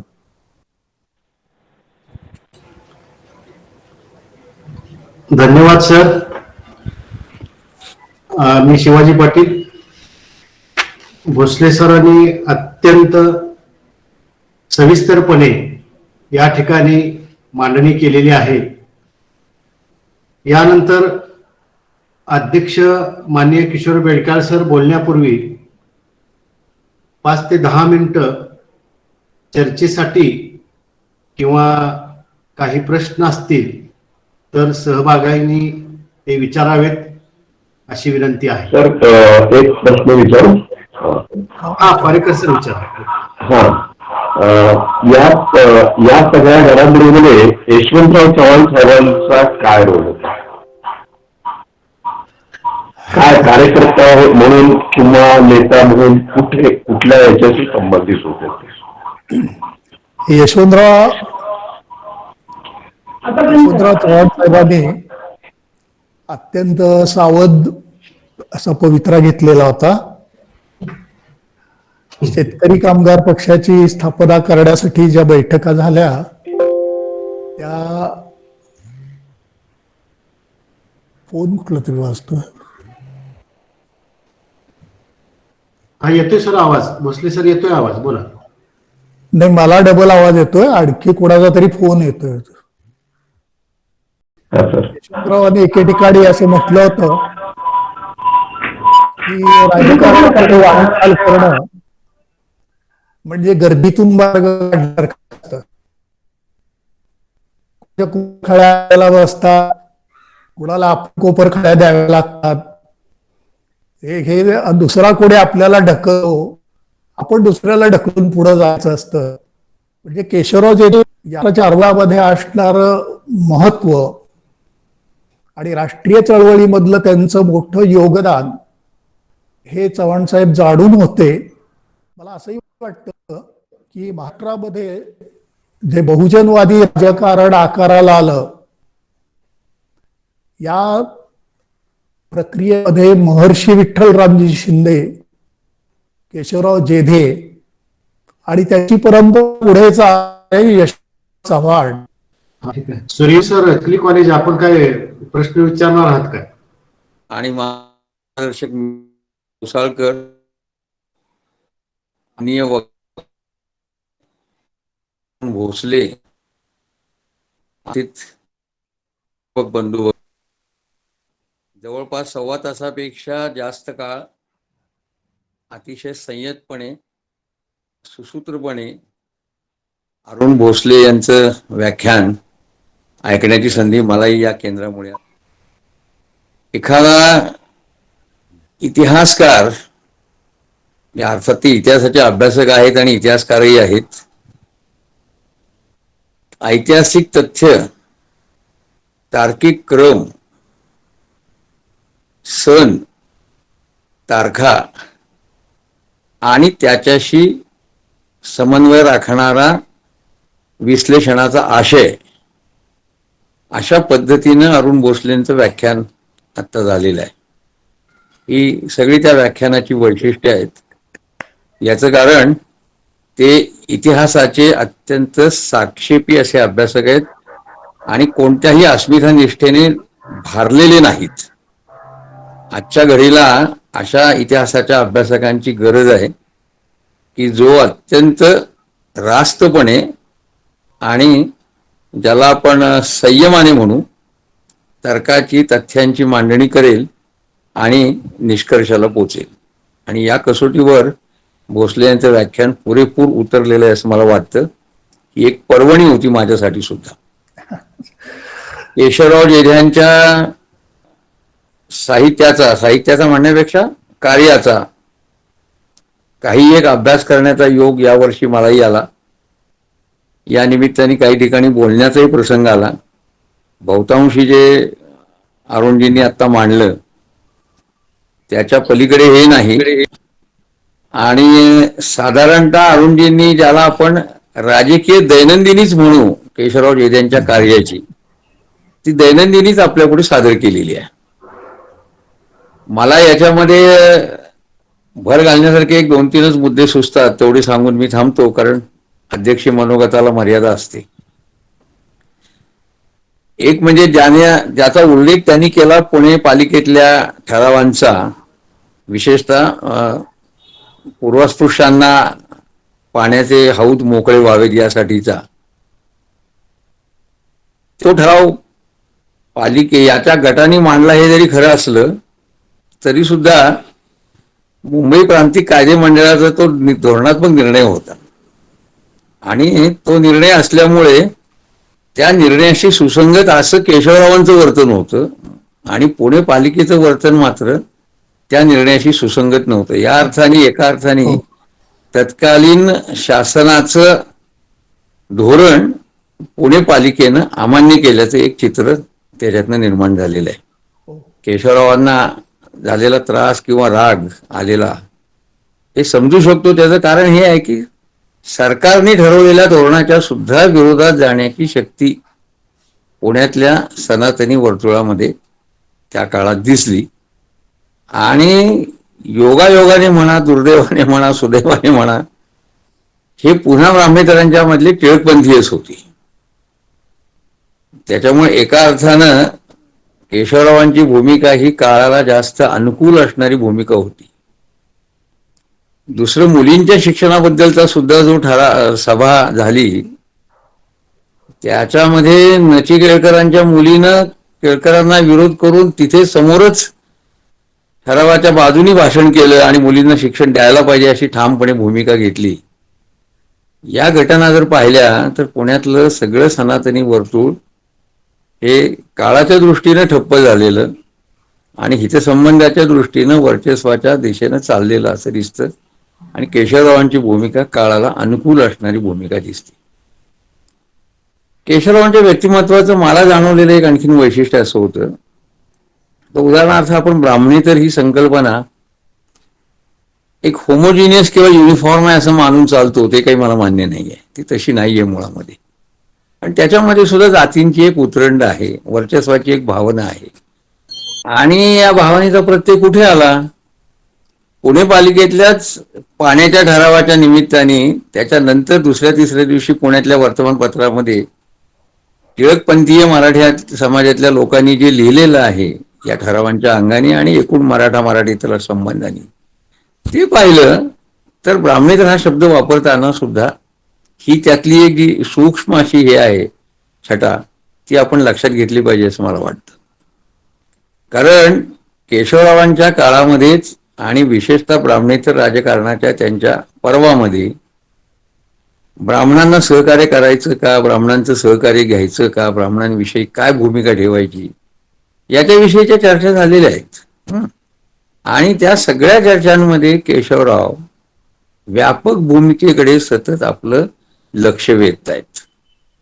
हे जर लक्षात घेतलं तर त्या काळातल्या जहाल ब्राह्मणेतरांमध्ये असूनही त्यांचं जहालपण पुन्हा वेगळं अधोरेखित करावं लागतं. ते जहालपण हे संकुचितांचं जहालपण नाहीये. दुर्दैवाने झालंय काय आपल्याकडे की टिळकांना जहाल पक्षी आपण मानतो आणि तो सगळा जहाल पक्ष म्हणजे सगळ्याच्या सगळे जहाल समाज सुधारणा विरोधक असणारे जहाल.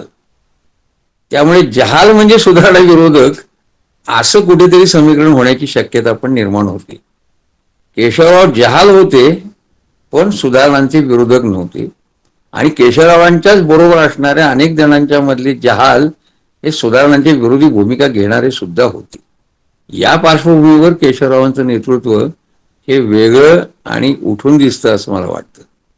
दुसरं, अरुणजींच्या व्याख्यानामधनं हे आपोआप स्पष्ट झालं की स्थानिक राजकारण करून समाधान मानायचं का खरोखर देशाच्या उन्नतीच्यासाठी व्यापक राजकारणाकडे जायचं. त्यावेळच्या व्यापक राजकारणाचा एक प्रवाह हा सरळ सरळ साम्राज्यवादाच्या विरोधाच्या राजकारणाशी जोडलेला होता आणि तो काँग्रेसशी जोडलेला होता. कारण काँग्रेस हा त्या काळातला एक मोठा बलाढ्य अशी संघटना होती आणि साम्राज्यवादाचा विरोध हे तिचं एक अत्यंत महत्वाचं प्रधान असं वैशिष्ट्य होतं. आणि त्याच्याशी सुसंगत राहायचं तर या बारीक सारीक राजकारणातून, स्थानिक राजकारणातून आपल्याला तिकडे गेलं पाहिजे याची जाणीव केशवरावांना झाल्यानंतर ते ब्राह्मणेतर राजकारण ते साम्राज्यवाद विरोधी राजकारण असा त्यांचा सगळा प्रवास आपल्याला झालेला दिसतो. म्हणजे दुसऱ्या अर्थानं स्थानिक राजकारणातनं बाहेर पडून व्यापक राजकीय प्रवाहाच्या दिशेनं जाण्याचं भान हे त्या काळाचं जे भान होतं ते केशवरावांनी दाखवलेलं होतं. आपण असं मानतो की साधारणतः 1930च्या दरम्यान केशवराव काँग्रेसमध्ये गेले. जेथे गाडगेळ युतीचा एक पर्व सुरू झालं महाराष्ट्रामध्ये आणि देवदेवगीरकरांची काँग्रेस ही जेथे गाडगेळांची काँग्रेस झाली त्याच वेळेला तिथं बहुजनीकरण झालेलं आहे असं आपल्याला दिसतं. या बहुजनीकरणाचा अर्थ आपण एकदा नीट समजावून घेतलं म्हणजे केशवरावांच्या काय कार्याचं सूत्र आहे आणि कार्याचं वैशिष्ट्य आहे ते आपल्या लक्षात येईल. केवळ काँग्रेसचं बहुजनीकरण हा एक संख्येच्या अंगाने झालेला भाग आहे असं आपण मानू. अरुणजींनी त्याची आकडेवारी दिली की काँग्रेसचे सभासद किती वाढले 36-37 सालापर्यंत. पण ग्रामीण भाग पिंजून काढणं, मगाशी ते असं म्हणाले की जवळपास 11 डिस्ट्रिक्ट काउन्सिलपैकी 10 डिस्ट्रिक्ट काउन्सिल्समध्ये काँग्रेसची सत्ता प्रस्थापित झाली. डिस्ट्रिक्ट काउन्सिल हे आपण आताच्या समजा जिल्हा परिषदेला एक पर्यायी किंवा या अंगाने पाहिलं समरूप या अर्थानं तर आपल्याला लक्षात येईल की त्याचा आवाका केवढा आहे. काँग्रेस पक्षाची चळवळ वाढणं, स्वातंत्र्य लढ्याचं ग्रामीणीकरण आणि बहुजनीकरण होणं याचाच अर्थ भारताच्या लोकशाहीचं तळागाळापर्यंत जाणं होतं. हा त्याचा अर्थ आपण समजून घेतला पाहिजे. ते नुसतं बहुजनीकरण नाहीये, नुसती संख्या वाढ नाहीये. आणि म्हणून deepening of the freedom movement is deepening of the democracy. आणि हे डीपनिंग ऑफ द डेमोक्रेसी महाराष्ट्रामध्ये घडण्यासाठी ज्यांनी अक्षरशः रक्त ओकून आणि हे सगळं उभं केलं त्याचे शिल्पकार हे केशवराव आहेत. आणि म्हणून केशवरावांचं योगदान फक्त काँग्रेस पक्षाच्या चौकटीत पाहणं, काँग्रेसच्या बहुजनीकरणाच्या चौकटीत पाहणं याच्या इतकंच मला असं वाटतं महत्वाचं आहे की या देशातली लोकशाही तळागाळापर्यंत पोचवणं आणि त्या लोकशाही जाणीवा लोकांमध्ये पेरणं आणि त्याच्या आधारे लोकांना उभं करणं. केशवरावांचं सगळं नेतृत्व लक्षात घेतलं तर एक गोष्ट ठळकपणे दुसरी काय लक्षात भरते, नेतृत्वाच्या अहंकारी चौकटीमध्ये केशवराव रमले नाही. हिंदूंना पार्लमेंटरी कामकाजामध्ये सुद्धा त्यांना म्हणावा तितका उत्साह रस होता असं निरनिराळ्या चरित्रकारांच्या किंवा त्यांच्या माहितीतनं दिसत नाही. ते रमले कशात, तर तो हाडाचा कार्यकर्ता आहे. आणि म्हणून लोकांमध्ये राहणं, लोकांचं संघटन करणं आणि लोकांना बरोबर घेऊन पुढे जाणं, हे त्या काळामधल्या नेतृत्वाला जे आवश्यक होतं ते सगळे गुण त्यांच्यामध्ये असल्यामुळे काँग्रेसचं अध्यक्षपद त्यांच्याकडे नंतर चालून आलं असं मला स्वतःला वाटतं. देवांकडे यातले गुण नव्हते का? देवांच्या ताब्यामध्ये इतके वर्ष काँग्रेस होती. पण एक लक्षात घ्यायला पाहिजे आपण, जसं ग्रामशीच्या ह्याच्यात आपण म्हणतो की मॅनिप्युलेशन आणि वॉर ऑफ पोझिशन्स या अंगाने जर पाहिलं तर केशवराव हे माणसांमध्ये वावरून कार्यकर्त्यांच्यातनं लोकांची शक्ती निर्माण करणं याच्यातून अध्यक्षपदाकडे गेलेले आहेत. ते नॉमिनेशन करावं लागलं, सेनापती बापटांच्या चाणाक्ष नजरेत ते आलं, इतरांना ते मान्य करावं लागलं, कारण त्याच्या आधीचं जे काम केलेलं आहे केशवरावांनी त्या कामाची ती दखल आहे आणि पोचपावती आहे. ती जर घेतली नसती कदाचित तर काँग्रेस चालली असती, नाही असं नाही. पण आजचं दिसणारं जे काँग्रेसचं स्वरूप आहे त्या स्वरूपात काँग्रेस निश्चितपणे दिसली नसती. म्हणून काँग्रेसचं ग्रामीणीकरण त्याचबरोबर लोकशाही तळागाळापर्यंत पोहोचवणं या दोन्ही गोष्टींमध्ये केशवरावांचं श्रेय निसंशय आपल्याला मान्य केलं पाहिजे. किंबहुना महाराष्ट्रासाठी हे सगळ्यात त्यांचं महत्वाचं योगदान आहे असं मला वाटतं. मगाशी यशवंतरावांची चर्चा निघाली, यशवंतराव कुठे होते? माझा स्वतःचा समज असा आहे, त्यांचं साहित्य वाचल्यानंतर 1930-33 नंतर साधारणतः यशवंतरावांनी मनाशी 3 निर्णय केलेले आहेत. त्यातला एक निर्णय काँग्रेसच्या चौकटीच्या बाहेर जायचं नाही हा निर्णय आहे, काही झालं तरी. दुसरा निर्णय त्याने असा केला की गांधी हे राष्ट्रीय आंदोलनाचे नेते आहेत. आणि तिसरा निर्णय, नेहरू हे आधुनिक भारताच्या निर्माण पर्वाचे नेते आहेत. ही संगती कशी राखायची वगैरे हा त्यांच्या राजकारणाचा वेगळ्या अभ्यासाचा विषय आहे, पण हे 3 निर्णय त्यांचे झाले. त्याच्यामध्ये एक निर्णय गृहीत आहे, ते त्यांच्या एका लेखामध्ये त्यांनी म्हटलंय की फुल्यांचं सगळं वाङ्मय मी वाचलं आणि शूद्रातिशूद्र समाजाच्या उन्नतीचं मला महत्व पटलं. पण ते महत्व पटलं आणि ते महत्व पटल्यानंतर आपली उन्नती करणं याच्यासाठी दुसऱ्याचा द्वेष केला पाहिजे असं मला वाटत नाही, असं यशवंतरावने एका ठिकाणी म्हटलंय. आणि ह्या वाक्यात त्यांच्या आणि या सगळ्या ब्राह्मणेतर राजकारणाच्या संबंधाचं मर्म आहे अशी माझी धारणा आहे. ते यासाठी आहे की ब्राह्मणेतर राजकारणामधला असणारा जो एका बाजूला द्वेषाचा काही एक भाग होता तो त्यांना मान्य नाही.